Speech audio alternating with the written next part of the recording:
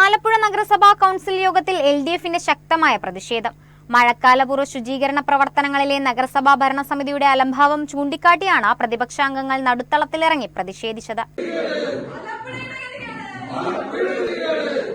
ആലപ്പുഴ നഗരത്തിലെ മഴക്കാലപൂർവ്വ ശുചീകരണവുമായി ബന്ധപ്പെട്ട് ഭരണസമിതി ഗുരുതരമായ വീഴ്ചയാണ് വരുത്തിയതെന്നാരോപിച്ചായിരുന്നു LDF അംഗങ്ങളുടെ പ്രതിഷേധം.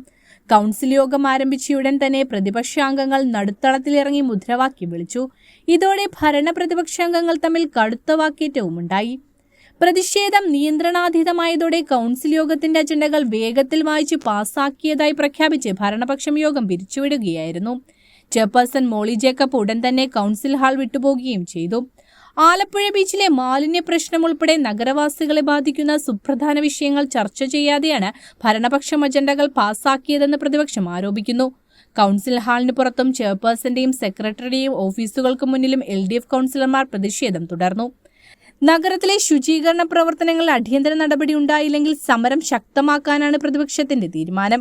ന്യായമായ ആലപ്പുഴയിലെ ജനങ്ങളുടെ അവകാശങ്ങൾ സംരക്ഷിക്കുന്നതിന് വേണ്ടി നമ്മൾ പ്രതിഷേധം കൌൺസിലിനകത്ത് ഉയർത്തിയാൽ ആ പ്രതിഷേധത്തെക്കുറിച്ചൊന്ന് ചർച്ച ചെയ്യാൻ 5 മിനിറ്റ് മാറ്റിവെക്കണമെന്നുള്ള ഒരു സാമാന്യ മര്യാദ പോലും കാണിക്കാത്ത ചെയർപേഴ്സൺ ആ കൌൺസിൽ അവസാനിച്ചതായി ദാർഢ്യത്തോടെ അറിയിക്കുകയാണ്.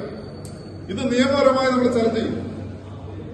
ഇന്നത്തെ കൌൺസിലിലെ 50-ലധികം അജണ്ടകളിൽ ഗുരുതരമായ അഴിമതി ആരോപണങ്ങൾ നിലനിൽക്കുന്ന ഏറ്റവും പ്രധാനപ്പെട്ട ചില പണം വാങ്ങി നടത്തിയ ചില ഇടപാടുകൾ ബന്ധപ്പെട്ട ആലപ്പുഴ നഗരസഭാ ചെയർപേഴ്സന്റെ നേതൃത്വത്തിൽ ചെയർപേഴ്സണും അദ്ദേഹത്തിന്റെ കൂട്ടാളികളും ചേർന്ന് ആലപ്പുഴ ബീച്ചിൽ നടത്തിയിട്ടുള്ള വലിയ ഗുരുതരമായ അഴിമതികൾ കാർണിവലുമായി ബന്ധപ്പെട്ട് അത്തരം അജണ്ടകൾ മുൻകൂർ അനുവാദം കൊടുത്തെല്ലാം പാസാക്കി കൊണ്ടുപോകാമെന്നാണ് ഈ ഭരണസമിതി കരുതുന്നത്.